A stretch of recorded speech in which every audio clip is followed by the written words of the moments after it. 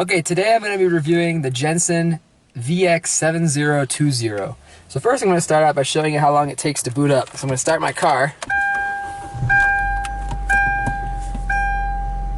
So it's pretty quick.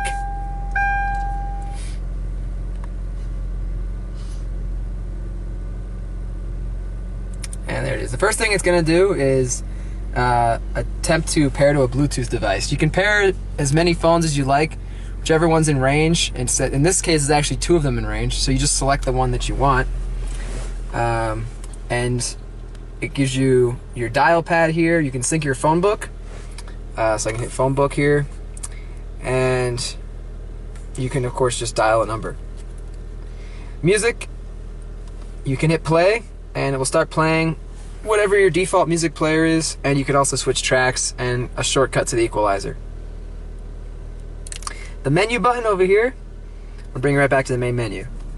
So here's all the things on the menu here. There's 2 pages worth of stuff. You can move the icons around by holding them and moving them. You can put them wherever you want. So I'm just going to go in order of Bluetooth. We already did. This is Sirius XM. It is activated, so I can give you a full preview. We'll collect all 23 of the U.S. territory's delegates after. So this is actually a pretty good Sirius XM interface. You can hit direct entry, and so you don't have to go through one at a time, type in what you want. So if you want 80s on 8, you can go ahead and hit 8, and there you go. You have all sorts of options here. You can, of course, program your memory, and if you go over here, you'll find your channel categories and your presets. So I only have 2 channels preset. Radio, this is AM FM radio. You can do 6 presets, but there's multiple pages. So you have FM2, FM3, AM1, AM2, and then back to FM1. So you can program lots of presets. You can do your auto search, which will scan for another usable station. And then, of course, if you want to go through without the seek, you hold it down and you can manually seek by about 0.2 megahertz at a time. So that's radio. The navigation, I'm going to hold off on that because we're going to drive with that one.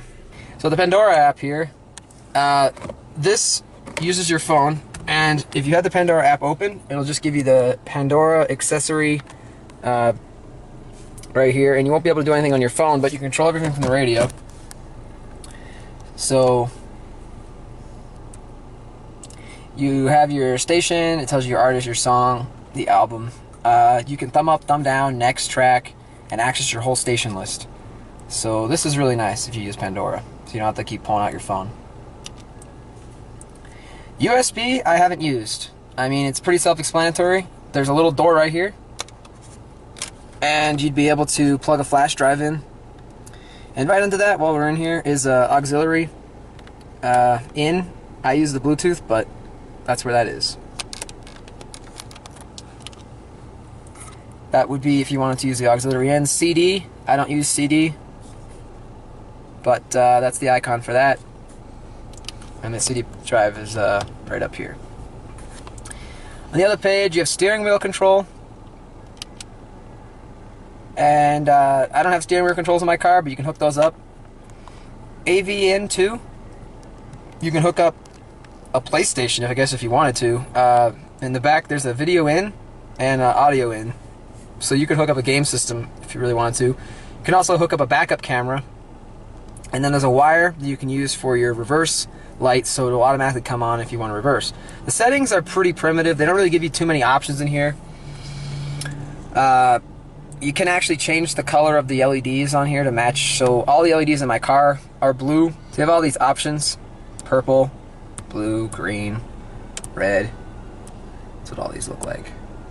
So it's pretty nice. I let you customize that in case you... All the LEDs in my car are blue. So everything kind of goes together, even the buttons over here, cigarette lighter. So you can match it to whatever your car is. And down here you have different skins. You can't upload custom skins, so pick one you like. And you can also access the equalizer from here. And yeah, that's it. Now I'm going to show you the navigation. The navigation makes you, every time you start the car, you have to hit accept on this disclaimer. The navigation's quite good. It's not Google Maps, but it also has some advantages that you won't get from Google Maps. Of course, you have the advantage of just having a permanent map here. Even if you're not navigating, it's just nice to see what streets you have around. It gives you your speed down here.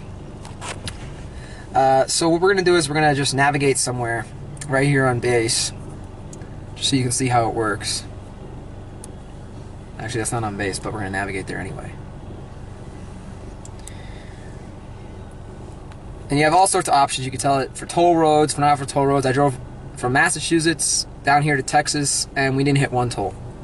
So it works quite well. You can also, right here in this door, there's an SD card, and you can pull it out and update your maps. So we're just going to drive and test this out so you can see how it works. So we're about to go for a little drive here so you can see how the nav works. One thing I thought was really interesting, and when you, and I just broke the rules on, it's got to recalculate. It lets you choose what you want for a car, and they actually had a DeLorean, and I'm a Back to the Future fan, so that's what I chose. They have like 6 different cars you can choose from, and then of course just the Arrow. But that's a DeLorean there, so if you like those, then you'll like this radio. So you can see it gives you your speed. It's really accurate. And what will actually happen is it'll turn the music off and give you your instruction. So I'm going to turn up the music so you can hear that.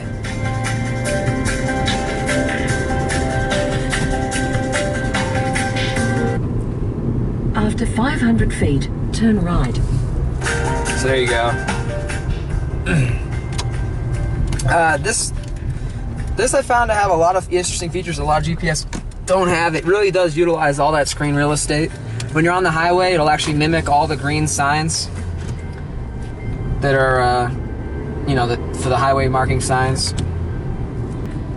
So now that it's actually getting dark out, sunset, it's pretty well, I think it goes by time zones. It'll give you your dark GPS, but a lot of GPSs do that, but this one seems to just do it at the exact right time I want it to. Not too much to talk about here. This is just GPS. This isn't a new thing, but it is nice to have it permanent. If you do hit menu and you go and you want to maybe change your track, whatever you might want to do, you need to make a phone call, whatever you do, once you go back, of course, it's still there. If you turn the car off and you start it up again, your navigation will still be there, so you don't have to reprogram it. It saves that for you. So thanks for watching my review of the Jensen radio. This radio is about $220 I paid. It has some drawbacks, but for the most part, what you get, the navigation, the Bluetooth, the Sirius XM, the Pandora control, it's a pretty good value. So put a link down in the description and you can buy one for yourself. Thanks for watching.